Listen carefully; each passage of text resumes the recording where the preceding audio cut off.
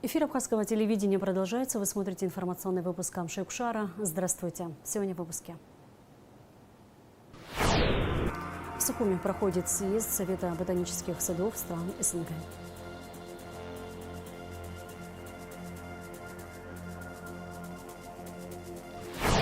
Абхазский союз туризма подписал соглашение о сотрудничестве с Общенациональным союзом индустрии гостеприимства и Союзом гостеприимства и туризма.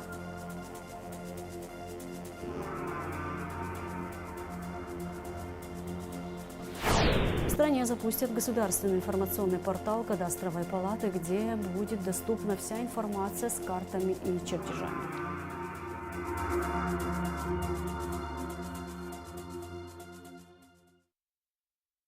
«6 октября исполнилось 33 года со дня освобождения Гагры от войск Госсовета Грузии в период Отечественной войны народа Абхазии. Наступательная операция по освобождению Гагрского района началась рано утром 2 октября 1992 года. В этот же вечер в 19 часов 30 минут город был полностью освобожден от врага. Под Гагрой были разгромлены отборные грузинские батальоны. 6 октября в 6 часов 40 минут государственный флаг Абхазии уже развивался на российско-абхазской государственной границе по реке Псоу. Гагрский район был оккупирован войсками Грузии 48 дней и ночей. Но именно Гагрская победа оказалась первой в ходе Отечественной войны. После выпуска новостей мы предлагаем вашему вниманию документальный фильм «Гагрский рубеж». В этом фильме почти все бойцы абхазской армии, принявшие участие в освобождении города Гагры.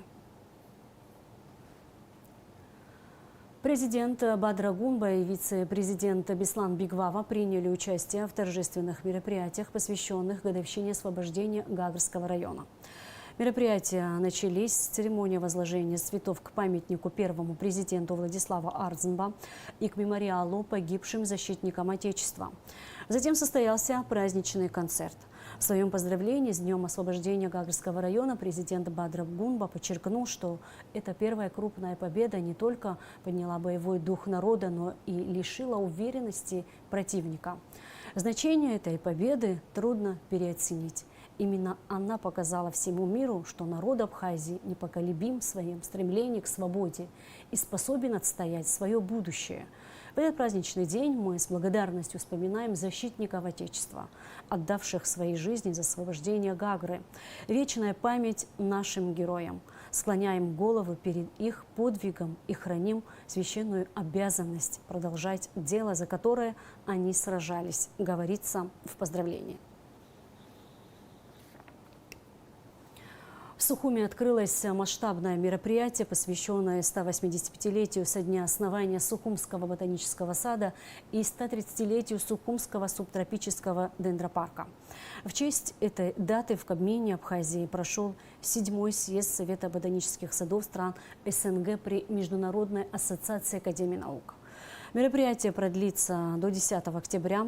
В рамках встречи пройдет международная научная конференция «Роль ботанических садов. Сохранение и мониторинг биоразнообразия растений Кавказа». На открытии присутствовал премьер-министр Владимир Делба. Обсудить всю науку надо и нужно. Для этого и проводится 7-й съезд Совета ботанических садов стран СНГ в Сухуми. До начала работы мероприятия собравшиеся поздравили академика, первого вице-президента Академии наук Абхазии Сергея Бейбия, который на днях отмечал 85-летие. Сергей Михайлович, я от души вам вручаю, желаю долгих лет жизни. Вы только вступили возраст мудрости, и каждый абхаз его носит. Мы с большим удовольствием вам это передаем. И желаем долгих лет жизни. Первые 2 дня на съезде прозвучат отчеты об итогах работы Совета ботанических садов и озвучат пленарные доклады по актуальным направлениям ботанических исследований. Далее работа съезда будет вестись по секциям на разные направления. Приветственное обращение ко всем участникам съезда от президента страны Бадры Гунба зачитал первый вице-премьер Джансух Нанба. Особое значение имеет то, что эти важные мероприятия проходят в столице Республики Абхазия, старейшем городе Сухум. Основанный в 1840 году Сухумский ботанический сад является флагманом фундаментальных и прикладных исследований в регионе и внес значимый вклад в мировую ботаническую науку. Благодаря труду видных ученых-ботаников фитоландшафт нашей страны обогатился экзотическими растениями. Практически все сельскохозяйственные культуры – чай, цитрусовый, табак и многие другие – вышли из стен ботанического сада и стали основой сельскохозяйственного производства и социально-экономического развития страны. Позвольте от имени народа Абхазии, от себя лично, поздравить всех участников съезда и пожелать плодотворной работы, новых научных достижений в вашей деятельности на благо настоящих и будущих поколений. Президент Республики Абхазия Бадра Зурабович Гунба. Съезд Совета ботанических садов стран СНГ при Международной ассоциации Академии наук проводится раз в 2 года. Последний был осуществлен в городе Санкт-Петербурге. Именно там по приглашению организаторов выступал первый вице-президент АНА Сергей Бебия, который в свою очередь озвучил новость о проведении такого съезда в Сухуми. И вот теперь все гости у нас в стране. Последние 20-25 лет государство уделяет особое внимание экологическим проблемам. В уникальных природных ландшафтах создаются новые заповедники, национальные парки. Парламентом государства принят закон об особо охраняемых территориях и лесном кодексе Республики Абхазия. Создан Институт экологии. Делается все возможное для сохранения и приумножения основного богатства нашей Родины – природы.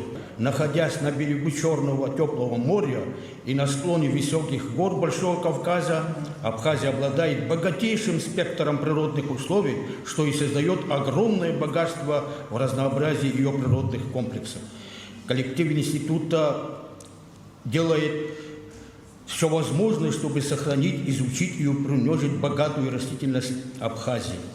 Считаю очень важным, актуальным не только для Абхазии, не только для России, но в планетарном масштабе это сохранение и рациональное использование именно горных лесов, являющихся объектами, являющихся хранителями благоприятных климатических условий, чистой питьевой воды для существования человека на планете. Остро стоит в мировом масштабе. И ботанические сады должны сделать очень много к достижению для сохранения рационального использования именно горных лесов. От Москвы до Казахстана участников много, как, впрочем, и тем. Поговорили о ключевых факторах усыхания и потери декоративности зеленых насаждений на Черноморском побережье России и Абхазии. Также обсудили проблемы сохранения старовозрастных деревьев в ботаническом саду Петра Великого. Ботанический сад – это организация, имеющая документированные живые коллекции, гербарии и другие формы хранения, которые используются для научных исследований, сохранения биоразнообразия и демонстрации образовательных целей. Здесь на этом слайде мы видим количество садов. У нас в России 98, это те ботанические сады, которые входят в Совет ботанических садов России. Наш сад пополнялся значительной потерей во время блокады. Артобстрелы, бомбардировки и жестокий мороз в 1942-1943 годах практически полсада уничтожили. Сада, который еще не был Петром Великим, он был, потом перестал, потом опять мы восстановили. И вот Сухумский ботанический сад очень нам помогал. И людьми, и коллекции привозили. И этим, так сказать, восстановили, за что огромнейшее вам спасибо. К концу 7-го съезда Совета ботанических садов стран СНГ для участников будут организованы экскурсии по научным экспозиционным объектам Сухумского ботанического сада, а также планируется посещение Рицинского реликтового национального парка. Нала Чхендерия, Фатима Гергия, Алексей Агухава, Абхазское телевидение. Премьер-министр Владимир Дылба провел совещание по проблеме распространения в Абхазии мраморного клопа. В совещании о мерах борьбы с насекомым участвовали вице-премьеры Вараздаст Минасян, Джинсух Нанбам, замминистра сельского хозяйства Артуш Сарибикян, начальник госинспекции по карантину растений Отар Цвижба и зампред Госкомитета Абхазии по экологии и природопользованию Мурман Соломка. С приходом осени у нас уже не первый год мы сталкиваемся с проблемой, с нашествием мраморного клопа. Нам обязательно надо обратить особое внимание со стороны Минсельхоза, со стороны заинтересованных министерств, ведомств, служб, помочь населению, в том числе в борьбе с этим вредителем. Опыт такой у нас был уже, 17-19. В последующие годы мы эти мероприятия не проводили так активно, потому что в этом не было такой необходимости. В средствах информации я не раз говорил о том, что с 5 октября на протяжении 10 дней, может 2 недель, мы будем лицезреть присутствие клопа. Это связано с морфологией развития насекомого. Насекомое готовится к диапаузе, к зимней спячке и находит места комфортные для этого. Поэтому численность его больше не стала. Просто то количество клопа, которое было равномерно распределено в зонах своего обитания, подтягивается ближе к теплу, ближе к населенным пунктам. Что делать?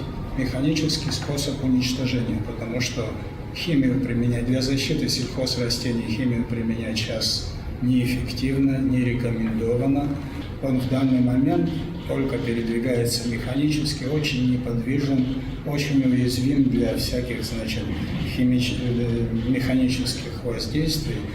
Он не приносит в данное время вреда сельхозрастениям. Да, надо разработать меры по подготовке к следующему сезону. Нам надо принимать будет решение, оно должно быть правильным, своевременным. Министерство сельского хозяйства Республики Абхазия, по борьбе с мраморным клопом в первую очередь обеспечил инсектицидами все районы. В этом году было роздано 24 тысячи литров инсектицидов, где все районы применили. И сегодня есть потребность, мы его удовлетворяем. Сегодня в Ачамчерском районе дополнительно запросили, мы и удовлетворяем. Препараты на сегодня у нас в достаточном количестве 34 тысячи литров. Сегодня в остатке у нас в достаточном количестве. Это приблизительно на год вперед мы имеем запас. Нам надо принимать будет решение, оно должно быть правильным, своевременным. С 1 октября вступил в силу закон о кадастре недвижимости. Ранее в стране отсутствовала единая система учета и регистрации прав на недвижимое имущество и хранения информации о нем. Теперь для совершения юридически значимых сделок с недвижимостью необходимо пройти кадастровый учет и перерегистрацию прав собственности. Также планируется запуск государственного информационного портала, где будет доступна вся информация о кадастре, а также появится геопортал с доступом к картам, схемам, чертежам и фонду данных. Подробности у Гундышова. Государственная кадастровая палата Абхазии является важным органом в системе государственного кадастрового учета. Эта организация занимается сбором, обработкой и анализом информации о земельных участках и недвижимости на территории страны. Кадастровая служба в Абхазии не только создает и ведет кадастровую карту территории, но и обеспечивает доступность этой информации для граждан, организаций и государственных органов. Это позволяет эффективно использовать земельные ресурсы, регулировать строительство и развитие городов, а также защищать права собственников. Работа по созданию кадастра недвижимости началась в 2010 году. Реализация этого мероприятия состояла из нескольких этапов и осуществлялась за счет средств инвестиционной программы содействия социально-экономическому развитию Республики Абхазия. До момента вступления закона в силу и до принятия его как такового мы очень многие процессы опробовали и пытались модернизировать уже хотя бы в условиях ограниченных возможностей и понимания самого процесса работы, модернизировать саму систему, ее возможности и в том числе с учетом современных технологий. То есть в современном мире мы уже привыкли, что вот в России, в соседней стране, как у них устроено, видим, что у них очень цифровая страна, где многие процессы очень легко проходят без личного обращения. Хотим как можно больше таких возможностей представить нашим гражданам тоже.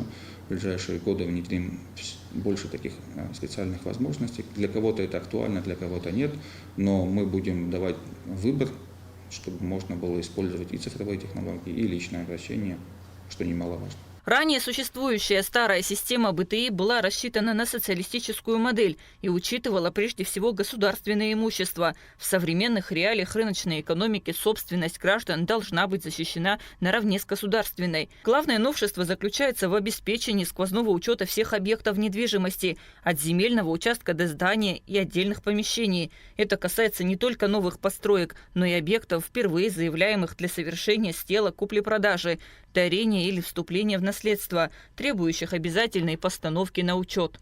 Конечный итог в том, чтобы создать единый центр обработки сведений о объектах недвижимости, в том числе и о договорах, сделках, в том числе и о пространственных данных. То есть это же получается связка между пространственными данными, местоположение земельных участков, самих зданий, сооружений, с внутренними помещениями, сведения о правах собственника, о договорах, которые прикрепляются к этим правам, в том числе о земельных участках, которые не под зданиями, сооружениями, выделяются для каких-то иных целей, сельхоздеятельности, рекреации и тому подобное, которые в совокупности, получается, сохранятся и находятся в одном органе и регулируются и взаимодействуют между собой внутри органа. Не требуется никаких-то получения сведений из различных ведомств, структур, чтобы собрать всю картину воедино. Кому выгоден новый закон о кадастре? Обычным людям, собственникам, которые получат точные границы своих участков и надежные права, что поможет избежать будущих конфликтов. Сделки после первой регистрации станут быстрее, а пошлина за оформление будет фиксированной. Государство получит полную точную картину всей недвижимости в Абхазии. Это снизит загруженность судов земельными и имущественными спорами. Надежные права собственности – это основа для привлечения инвесторов и развития экономики страны. В дополнение к новым процедурам планируется запуск государственного информационного портала Кадастровой палаты. Этот портал предоставит широкий доступ к информации о кадастре, включая данные об объектах недвижимости, их владельцах, а также историю изменений. Не у всех имеется пакет документов в полной мере, поэтому приходится проводить приостановку учетно-регистрационной процедуры и начинать инициировать процесс кадастровых работ, в рамках которого проводится измерение местоположения земельного участка, определение местоположения объекта недвижимости на земельном участке и отметки внутренних помещений в случае, если есть разница между материалами в деле БТИ, либо планами, которые предоставляет гражданин на момент обращения. Причина этих расхождений разная. То есть иногда это просто длительный период, когда гражданин не обращался в учетно-регистрационный орган, существовавший до 1 октября. Он проводил какие-то изменения, перепланировки, и поэтому возникают расхождения. Эти расхождения нужно зафиксировать, чтобы в дальнейшем гражданин мог оперировать с истинными данными о своем объекте недвижимости. Внедрение закона о кадастре недвижимости и запуск соответствующего информационного портала направлены на повышение эффективности управления недвижимостью, снижение рисков при совершении сделок и обеспечение широкого доступа граждан и организаций к актуальной информации. Система позволит увидеть полную картину, сколько недвижимости учтено, сколько используется, какая часть жилая, какая коммерческая. Кроме того, будет внедрена кадастровая оценка, необходимая для сделок купли-продажи, дарения и наследства. Это альтернатива дорогой рыночной оценки. Кунда Шоуа, Давид Хашик, Абхазское телевидение. Введение в действие закона о кадастре недвижимости столкнулось с неожиданным препятствием. Отдельные работники БТИ отказались сотрудничать с кадастровой палатой. Проблему подняли на парламентском слушании. Директор Государственной кадастровой палаты Тимур Сангуля предложил запустить пилотный проект в Сухуми.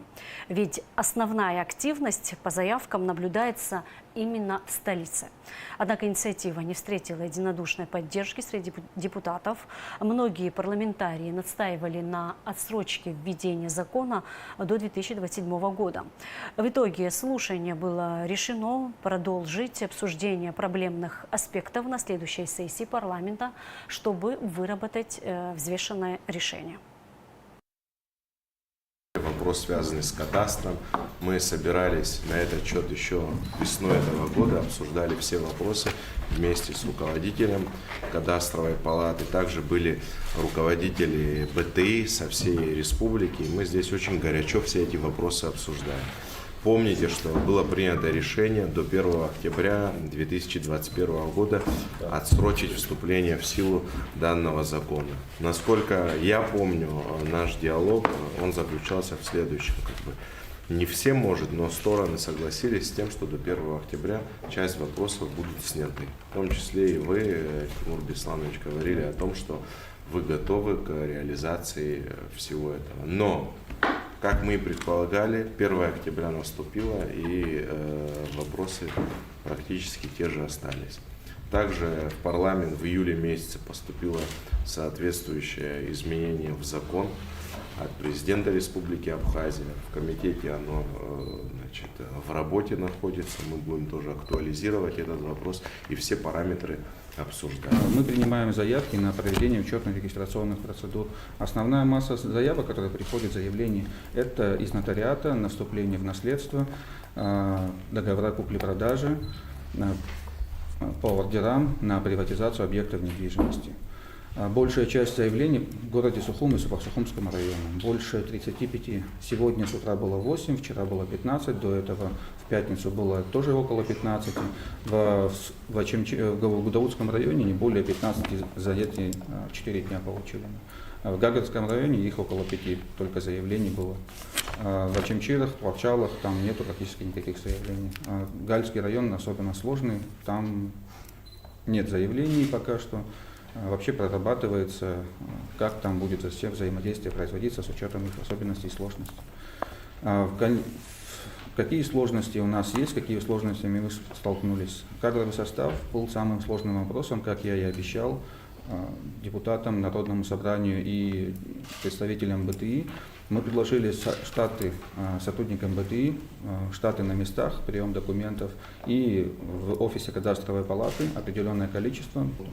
Количество обращений с каждым днем, конечно, увеличивается, это нагрузка на кадастровую палату. Ввиду того, что мы не имели необходимого количества подготовленного именно прием документов людей, которые были из числа, должны были быть из БТИ, нам приходится перенагружать самих себя, чтобы дать знания и умения этим людям. Это основная причина, по которой самая большая проблема у нас возникла. Вот они у меня тоже были в этой Гагре, Гудаут. У вас ничего не получится, вы не подготовлены, что нам сделать с людьми. Я тоже пообращался к ним с просьбой и с убеждениями, что это нововведение, правильно, есть свои сложности. Но я считаю, что это нужно нашему обществу тоже включительно. Может, начало будет сложным, там по срокам что-то, но потом работа, когда наладится, намного легче будет нашим гражданам. Но БТИ, к сожалению, нас не услышала и как-то вообще не хотят категорично. То, что к 1 числу появились моменты о том, что исполнительная власть не готова к реализации, мы можем использовать разные формулировки, но если гражданин, юридическое лицо не может пройти и получить услугу, сейчас очень мало заявлений, потому что страна несколько дней была в праздниках, с 1 числа, потом выходные. И почему я уточняющий вопрос задавал у Андрея Львовича, нотариальное заверение гражданско-правовых сделок, связанные с недвижимостью в стране, остановились. Да. И если даже, еще раз повторюсь, примете на ближайшей сессии этот проект, та проблема, с которой столкнулись, нерешаема. И в полной мере этим законопроектом она решает часть задач, но не все которые. Поэтому необходимо и поэтапное внедрение закона, и отсрочка его вступления. Специалисты управления капитального строительства приступили к ремонту кровли здания Гудаутской районной поликлиники. По поручению президента Бадры Гунба заменят 1535 квадратных метров кровельного покрытия. Наши строители работают до позднего вечера, необходимо успеть до начала сезона дождей. Объект сложный, здание внесено в реестр памятников историко-культурного наследия.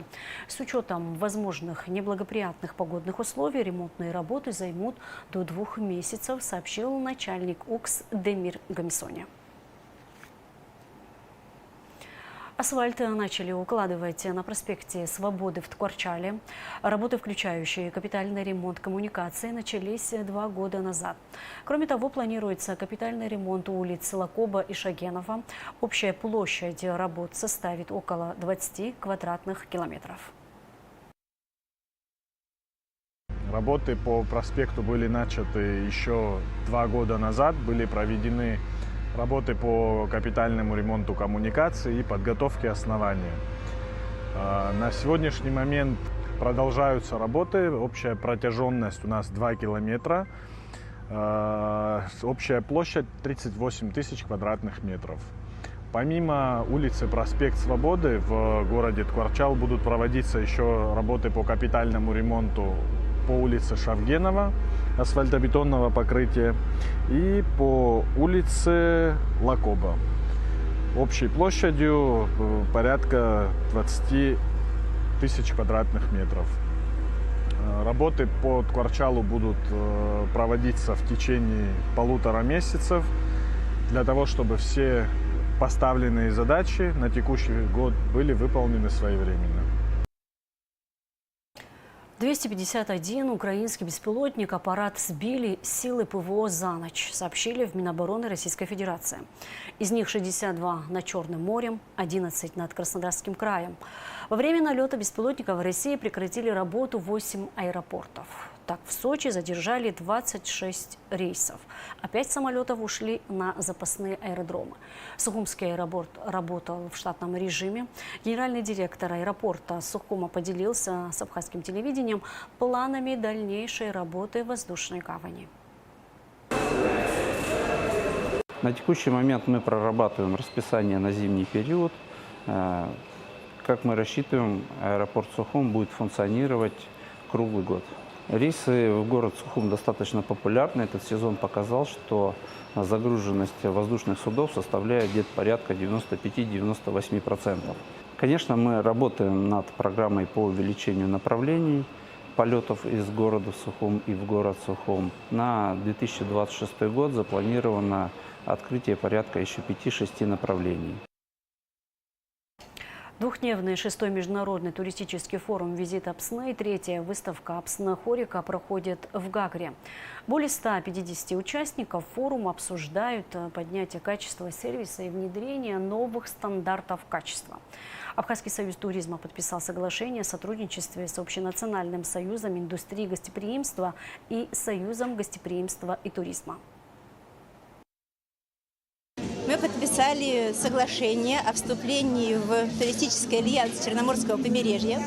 Мастерская гостеприимства, как проектный офис по развитию туризма, направлена наша деятельность на развитие туризма и гостеприимства, повышение качества сервиса, доращивание кадров и туристических проектов на расширение туристического сезона, на создание всесезонных предложений и на поиск новых точек роста в Республике Абхазия, соединение бесшовным сервисом Юг России и Республика Абхазия нашими туристическими продуктами, чтобы гости, приезжающие в Абхазию, понимали, зачем они едут, понимали, на какой период они едут, и самое главное, осознавали, что они вернутся сюда еще раз, потому что им нравится сервис, нравится кухня, они понимают культурный код, и ваши гостеприимные люди им всегда рады. Сегодня мы подписали 2 соглашения. У нас есть туристический Черноморский альянс, в который входит уже АМОС, это Сочинская ассоциация ательеров. Также у нас входит курорты Крыма, мы подписали с компанией «Курорт», но сегодня мы еще подписываем, это было в 2023 году, сегодня мы подписываем 2 соглашения с мастерской гостеприимства и с ассоциацией ательеров Крыма. Я думаю, что наша коллаборация даст очень много положительных эффектов. Мы будем делать как можно больше интересных мероприятий, конференций, рассказывать о том, как мы развиваем свой бизнес, обмениваться опытом. Очень большой опыт по классификации отелей, стандартам качества есть у Крыма. Мастерская гостеприимства позволит нам подготовить наш персонал, обучить его, подготовить администраторов и вообще такую незабвенную базу, наверное, нужную нам для того, чтобы улучшить сервис и качество. Сегодня у нас на площадке находятся студенты, которые тоже впитывают очень много полезной информации для того, чтобы в дальнейшем ей воспользоваться и развивать наш туризм. Расширенный репортаж о форуме смотрите завтра в выпуске новостей. Первый понедельник октября – Всемирный день архитектуры. В Сухуми представлены разные архитектурные стили – модерн, сталинский ампир, готика, модернизм. Как архитектурный облик столицы меняется сейчас в нашем следующем репортаже. Старый Сухум был спланирован очень комфортно. Его градостроительной единицей был квартал, со всех сторон огороженной общественной территорией, а внутри него пространство для жителей домов. Микрорайонная застройка началась в поздний советский период, что, по словам главного архитектора Сухума Беслана Багателя, было исторической ошибкой. А все потому, что изменение планировки города стало одной из причин хаотичности застройки и увеличения в центре зон для автомобилей в ущерб пешеходных пространств. В период индустриализации начинается активная застройка. На чистом поле разбрасывают просто дома, пятиэтажные, девятиэтажные, типовые дома, чтобы быстренько заселить людей. Это тоже историческая ошибка. Это историческая ошибка, потому что город не должен был так развиваться. Мы начинали с квартальной застройки, идеальное строение города, а перешли к микрорайонной застройке. Много лет общество волнует тема сохранения исторической среды городов. Негативно воспринимается хаотичная застройка и самострой. Впрочем, как говорит Беслан Багателя, самостроя становится меньше. Чтобы свести к минимуму эту проблему, при администрации столицы должна работать группа людей, которая мониторит город. Проще остановить стройку на этапе фундамента. У нас есть такие строения, которые уже несколько этажей застроены, но у них нет никаких разрешительных документаций. Мы будем бороться с этим, будем делать предписания и будем как-то договариваться с застройщиками. Что конкретно я вижу в будущем, как с этим бороться и как с этим работать? Нам необходимо создать какую-то внутри отдела архитектурного какую-то бригаду, можно так сказать, из надзирателей, которые будут регулярно курсировать и будут инспектировать город. Призываю всех, вам будет намного удобнее, всех застройщиков, кто планирует что-то строить, вам будет намного удобнее строиться, если вы предварительно проработаете свой генплан своего участка. Недавно начались работы по реконструкции фасадов памятников архитектуры. Одно из таких зданий на пересечении улиц Ардзенба и Воронова. Оно входит в список памятников архитектуры. Здание Абеги начнут реставрировать в следующем году. В Абхазии приняты градостроительный и строительный кодексы, где расписаны принципы проектирования транспортной, социальной, инженерной инфраструктур, приоритеты сохранения исторического наследия, зеленых зон, экологической безопасности. Город будущего, говорит Беслан Багателя, это город для людей. Не должно быть каких-то спальных районов отдельно стоящих где-то. И не должно быть такого зонирования, где нам необходимо передвигаться на автомобиле. Город должен быть для пешеходов в первую очередь, а пешеход – это доступная среда, то есть доступ до школы. 15-минутный город – это удобный город для всех. Город не может застыть в исторически обозначенных архитектурных формах. В нем должны появляться современные здания, органично вписывающиеся в старую среду, говорят специалисты. Вопрос только в качестве вновь возводимых сооружений. Торговые павильоны на набережной Диаскура в Сухуме демонтируют. Срок разрешительных документов истек 1 октября. Владельцам необходимо убрать будки, холодильники и игровые автоматы. В противном случае их демонтируют сотрудники Сухумской администрации. Хочу обратиться к предпринимателям, к нашим гражданам, которые ведут предпринимательскую деятельность на набережной, напомнить им о том, что 1 октября 2025 года разрешение на их деятельность закончилось. Продлеваться администрацией оно не будет, поэтому просьба до 13 октября демонтировать все свои торговые павильоны, будки, холодильники, там всякие игровые автоматы, демонтировать и забрать свое имущество. В противном случае администрация города своими силами демонтирует все эти торговые павильоны и будки и не несет гарантии за их сохранность. Это касается территории от кафе «Пингвин» до поворота на Маяк. Уполномоченный по правам ребенка в Абхазии Мактина Джинджоли и президент благотворительной организации «Справедливая помощь» доктора Лизы Ольга Демичева подписали соглашение о взаимодействии и сотрудничестве. Цели объединения усилий по защите прав и интересов детей в Абхазии, нуждающихся в поддержке, включая медицинскую помощь и социальную адаптацию. Это соглашение не просто формальность, а конкретный механизм оказания помощи детям, оказавшимся в трудной жизненной ситуации.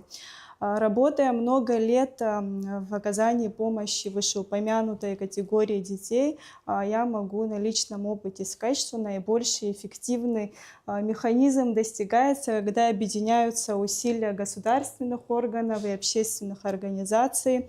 Очень часто к нам обращаются семьи, чьим детям необходима высококвалифицированная медицинская помощь. Иногда вопрос стоит не просто финансирования, а в налаживании логистических связей между родителями, медицинскими центрами и специалистами. Я думаю, что объединив свои усилия, опыт и компетенцию наших организаций, мы сможем более эффективно оказывать помощь детям.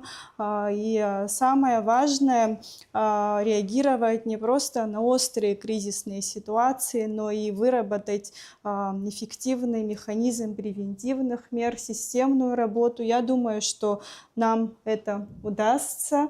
Я очень благодарна за инициативу и доверие руководству фонда «Справедливая помощь» доктора Лизы. Ольга Юрьевна, очень вам благодарна. Уверена, что мы реализуем все пункты, которые указаны в нашем соглашении на деле, и наше сотрудничество будет очень эффективным, а самое главное, полезным той категории детей, которые особенно в этом нуждаются. Подписание соглашения о взаимодействии, дружбе и сотрудничестве с уполномоченным по правам человека Республики Абхазия для справедливой помощи доктора Лизы, крупнейшей благотворительной организации России, знаковое событие. Благотворительную помощь тяжело больным детям наша организация оказывает уже более 15 лет. У нас наработан большой опыт взаимодействия с федеральными медицинскими центрами Российской Федерации.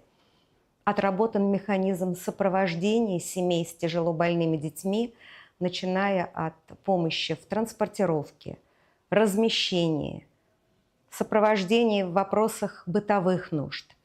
И все наши умения, возможности и компетенции мы с радостью предоставим тем, кто нуждается в нашей помощи, детям и их семьям из Республики Абхазия. Дружеское взаимодействие между благотворителями и государственными структурами, дружеское взаимодействие между нашими странами – это еще один шаг во взаимопонимании сложных вопросов оказания комплексной помощи самым незащищенным категориям. И я очень рада, что сегодня состоялось подписание этого договора, открывающего новые возможности для тех, кто ждет от нас помощи. Более 2000 пачек сигарет изъяли абхазские таможенники на посту ПСУ. Контрабанда была спрятана в колесах автомобиля, выезжавшего в Россию. За рулем находился 35-летний сухумчанин Сергей Пиштовчан. Изъятые пачки без акцизных марок были предназначены для продажи в магазинах беспошлинной торговли. Материалы дела переданы в отдел дознания и таможенных расследований. А сейчас расскажем о погоде в ближайшие сутки. Во вторник, 7 октября, в Абхазии ожидается переменная облачность без осадков. Температура воздуха ночью плюс 12-17, днем плюс 21-26 градусов. Температура морской воды плюс 21.